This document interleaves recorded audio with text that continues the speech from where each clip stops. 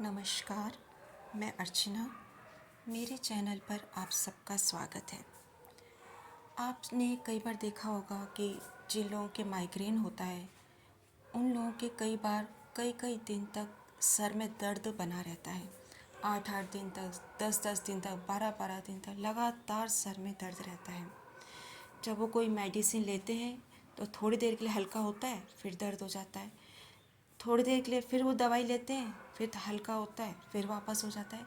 लेकिन वो दर्द जाता नहीं है। वो लगातार 8-8 दिन, 10-10 दिन उनके सर में दर्द रहता है और वो उस दर्द से बहुत बेचैन रहते हैं, बहुत तड़पते रहते हैं। किसी काम में मन नहीं लगता, ना वो पढ़ाई कर सकते हैं, ना ऑफिस का काम कर सकते हैं, ना अपना जो भी दुकान बिजनेस वगैरह किसी में भी उनका मन नहीं लगता। तो लगातार उनके सर में दर्द रहता है। अक्सर जबकि कुछ लोग ऐसे होते हैं कि अपने खान पान का पूरा ध्यान रख रहे हैं, उचित खान पान खा रहे हैं, कोई भी ऐसी चीज़ नहीं खा रहे जिससे गैस एसिडिटी बने या गैस सर पे चढ़े। आयुर्वेदिक औषधियाँ लेते हैं जिससे कि गैस सर पे ना चढ़े। और फ्रूट है, फल सलाद वगैरह सब अच्छे से खा रहे हैं, सब कर रहे हैं, उचित दिनचर्या उचित खान पान का पालन कर रहे हैं। उसके बावजूद भी उनके लगातार सर में दर्द रहता है। तो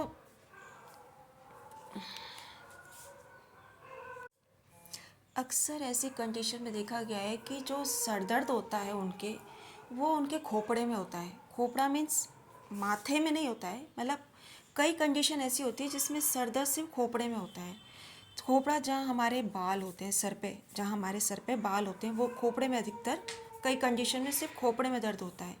या तो बीचों बीच सर के बीचों बीच तालू में दर्द होगा, या फिर सर के दाईं तरफ होगा या बाईं तरफ होगा। लेकिन ऐसी कई कंडीशन होती है जिसमें सिर्फ खोपड़े में दर्द होता है, माथे में दर्द नहीं होता।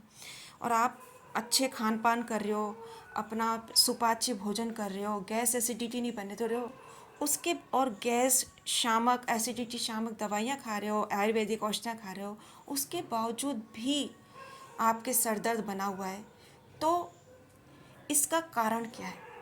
देखिए, इसका मेन कारण ये है कि जब आपके सिर्फ खोपड़े में ही दर्द है, मतलब माथे में दर्द नहीं हो रहा, खोपड़े में ही दर्द है, या तो बीच में दर्द होगा या खोपड़े के दाईं तरफ दर्द होगा, बाईं तरफ दर्द होगा, तो इसका कारण ये है कि आपके जो दिमाग की जो खोपड़े की नसें हैं वो कमज़ोर हो गई हैं। और यही वजह है कि जब आप रात को अजवाइन खा रहे हो या और आयुर्वेदिक औषधियाँ ले रहे हो, हरड़ ले रहे हो, सब ले रहे हो कि गैस ना बने, हमारे गैस ना चढ़े, सब कर रहे हो, आप अच्छा खान पान ले रहे हो, सुपाच्य भोजन कर, उसके बावजूद भी आपके सर दर्द हो रहा है, आप योग कर रहे हो, प्राणायाम कर रहे हो, उसके बावजूद भी आपके सर दर्द बना हुआ है। आप डॉक्टर की दवाएं ले रहे हो, वो भी असर नहीं कर रही, थोड़ी देर हल्का होता है फिर तेज़ हो जाता है। तो इस सब का एक ही कारण ये है कि जो आपके खोपड़े की नसें हैं वो कमज़ोर हो गई हैं और उन्हें ताकत की ज़रूरत है। अब ये ताकत कैसे आएगी? कई लोग कहते हैं कि हम सब घी दूध ले रहे हैं, बादाम ले रहे हैं, फिर भी हमारे सर दर्द हो रहा है। बिल्कुल सही बात है। देखिए, पहली बात तो ये है कि आप सचमुच सबसे पहले अपने खान पान में पौष्टिक चीज़ें शामिल कर लीजिए। दूध है, घी है, बादाम है, गुड़ है, तिल है। सबसे पहले तो अपनी डाइट को ऐसा कर लीजिए उसमें पौष्टिक चीज़ें हों कि आप डेली दूध पीजिए। अगर सर्दी का मौसम है तो आप गुड़ खाइए, सूखा नारियल या सूखे नारियल की बनी बर्फ़ी मिठाई वगैरह खाइए। गुड़ और तिल ये सबसे वो अच्छे माने जाते हैं शरीर की पौष्टिकता के लिए। और गर्मियों में आप नारियल लीजिए, नारियल का पानी पीजिए, सूखे नारियल की मिठाई खाइए और दूध डेली पीजिए। ठीक है, पहली बात तो ये नहीं, शरीर में आप कमज़ोरी मत आने दीजिए। जब शरीर में कमज़ोरी नहीं होगी तो दिमाग को अपने आप ताकत मिलेगी। बादाम जो है भिगो के लीजिए, शहद के साथ लीजिए या दूध में लीजिए, मतलब किसी भी तरह से आप बादाम है, अखरोट है, इनका सेवन कीजिए। किशमिश भिगो के खाइए, ये सब तो हो गया। ठीक है, अब कई लोग बोलेंगे कि हम तो साहब ड्राई फ्रूट डेली खाते हैं, डेली दूध पी रहे हैं, डेली ड्राई फ्रूट खा रहे हैं, सलाद खा रहे हैं, फल खा रहे हैं, अनार खा रहे हैं, सेब खा रहे हैं, उसके बावजूद भी हमारे सर में लगातार दर्द बना हुआ है। तो बिल्कुल ये होता है। और क्यों होता है? इसका एक ही कारण है कि आपके दिमाग की जो नसें हैं वो कमज़ोर हो गई हैं और अब उसको एक अलग ट्रीटमेंट की ज़रूरत है। यानी खान पान जो आप कर रहे हो वो अच्छी बात है, खान पान में आप पौष्टिकता की कमी मत आने दीजिए, लिमिट में आप घी भी लीजिए, दूध डेली पीजिए, सेब अनार ये सब अपनी डाइट में शामिल रखिए, लिमिट में आप ड्राई फ्रूट्स लीजिए, सब लीजिए। लेकिन अब इस आप अपने शरीर की पौष्टिकता में कमी मत आने दीजिए। लेकिन आप सर की नसों को कैसे मजबूत किया जाए, तो इसका एक बहुत ही आसान उपाय है। इसके लिए हमें धरती माता की शरण में जाना पड़ेगा। जी हाँ, बिल्कुल, इसका एक बहुत ही सटीक उपाय है धरती माता की शरण में जाना। आपको करना क्या है कि अगर आप दोपहर में खाना खाने के बाद आधा एक घंटा आराम करते हैं या सोते हैं, तो दोपहर में खाना खाने के आधे एक घंटे बाद किसी साफ ज़मीन पर कमरे में एक पतली दरी बिछा लीजिए, उस पर सीधे लेट जाइए, लेकिन अपना सर जो है, खोपड़ा, वो ज़मीन पर रखिए। ठीक है, आप दरी बिछा लीजिए, पतली चटाई मत बिछाइएगा, चटाई मत बिछाइएगा। जितना हो सके धरती की ऊर्जा हमें हमारे शरीर को मिले, वो हमारे लिए बहुत ही बेनिफिशियल रहेगा।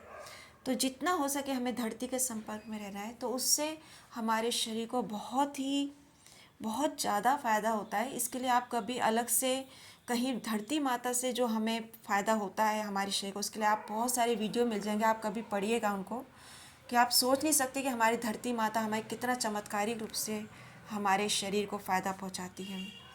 तो आपको सिर्फ इतना करना है कि आप एक पतली दरी बिछा लीजिए, दरी ना हो तो चादर, कोई मोटी चादर बिछा लीजिए, उस पर आप लेट जाइए, लेकिन सर ज़मीन पर रखिए। ठीक है, और बिल्कुल सबसे पहले आप चित्त लेट जाइए, सीधे लेटिए, बिल्कुल जैसे शवासन में सीधे लेटते ऐसे लेटिए। 1-2 मिनट तक आप सीधे लेटे रहिए, 2-3 मिनट, 3 मिनट, 4 मिनट, जितने आप लेट सकते हैं सबसे पहले आप सीधे लेटिए। 5 मिनट भी लेट सकते हैं, जितनी आपकी क्षमता है आप सबसे पहले बिल्कुल सीधे लेटिए। सर बिल्कुल सीधा होना चाहिए ज़मीन पर, आपका सिर्फ शरीर चादर पर होना चाहिए, लेकिन सिर ज़मीन पर होना चाहिए। ठीक है, फिर 2-3 मिनट बाद या 4 मिनट बाद, 5 मिनट बाद, उसके बाद आप करवट करके लेट जाइए। पहले आप चाहे दाईं करवट लें या बाईं करवट, वो आपकी मर्जी। पहले आप एक करवट लें, फिर उस करवट में लेटे रहें आराम से 2-3 मिनट तक। उसके बाद फिर आप धीरे धीरे सीधे होकर वापस से दूसरी तरफ दूसरी करवट लेट जाएं।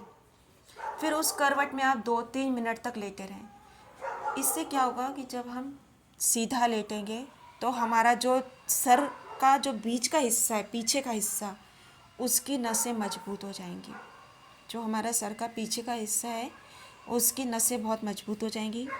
जब हम एक करवट लेटेंगे उसके बाद हमारे सर के साइड की जो नसें हैं, खोपड़े के साइड की नसें जो हैं, कनपट्टी के पास जो नसें होती हैं खोपड़े की, वो मजबूत हो जाएंगी। उसके बाद हम दूसरी करवट लेटेंगे और वहाँ 2-3 मिनट तक उसी करवट में रहेंगे, तो हमारी उस तरफ की जो सर की नसें हैं, सर की जो साइड की नसें हैं वो मजबूत हो जाएंगी।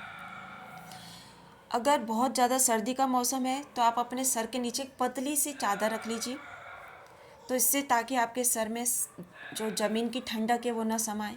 अगर बहुत ठंड का मौसम है तो ज़मीन पे पतली सी चादर बिछा लीजिए। आपको तो दरी पे लेटना है, लेकिन सर के नीचे एक पतली चादर रखिए ताकि ज़मीन की बहुत ज़्यादा ठंडक जो है वो आपके सर में समाए नहीं। ठीक है, तो आप ये करके देखिए, आपको 3-4 दिनों में ही ये महसूस हो जाएगा कि आपका सर दर्द बहुत कम हो गया है और अब आपको कोई भी दवाई खाने की ज़रूरत नहीं पड़ रही है। ये आपको अच्छे से महसूस हो जाएगा। लेकिन हाँ, एक बात का ध्यान रखिएगा कि आपको इस प्रयोग के साथ डेली रात को गर्म पानी से 1 चम्मच अजवाइन लेनी है, काला नमक मिला के। यदि आपको काला नमक सूट नहीं करता तो आप सादा नमक भी मिला सकते हैं, लेकिन नमक बहुत कम मात्रा में मिलाइएगा, बहुत ज़रा सा चुटकी भर नमक मिलाइएगा अजवाइन में। और डेली रात को गर्म पानी से 1 चम्मच अजवाइन की फंकी मारिए, और सुबह 8-10 पत्ते तुलसी के आप या तो शहद में घोट कर नहाने के बाद ले लीजिए, और उसके 1 घंटे तक कुछ मत खाइए। और अगर आपको शहद सूट नहीं करती तो आप 5-6 पत्ते या 6-7 पत्ते छोटे छोटे करके मुंह में रखिए, उससे पानी से निगल जाइए, और उसके बाद 1 घंटे तक कुछ मत खाइए। तो ये 2 प्रयोग तो आपको करने ही है यदि आपके माइग्रेन है, कि रात को 1 चम्मच अजवाइन गर्म पानी से लीजिए, चुटकी भर नमक डाल के, काला या सादा जो आपको सही लगे, और तुलसी के 8-10 पत्ते घोट के शहद में लीजिए या फिर सादे पानी से निगल जाइए। तो ये 2 प्रयोग तो करने ही ये बहुत ज़रूरी है माइग्रेन वालों के लिए।